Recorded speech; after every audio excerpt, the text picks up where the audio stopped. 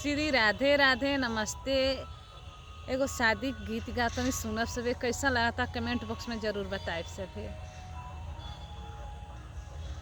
घरवा बिटोरत के बाहर ली बेटी हो या हो गई न बाबा बेटी के ठाड़ भई न दुआरा हो आई गई न बेटी के बाबा ठाड़ भई न दुआरा हो आई गई न बेटी के बाबा।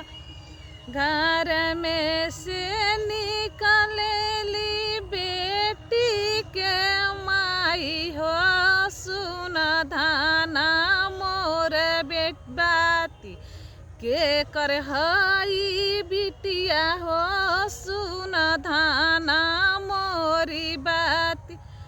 अपनी बिटिया के सामने रौरे चीनी हो छोटी मोटी बिटिया अब भइली चैन हो छोटी मोटी बिटिया।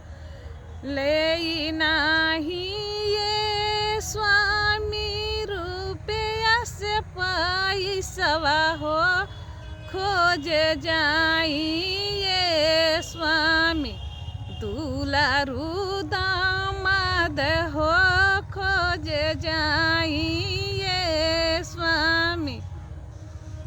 जैसन मोर बेटी बाड़ी वैसे खोजब दामाद हो जे करे होख कोठाया टारी होख उनके बाखारी हो उनके होख कोठाया मारी आउरी बाखारी हो हमारे दुलारी धिया के ऐसन घर कर बिया है हो हमारे दुलारी धिया के।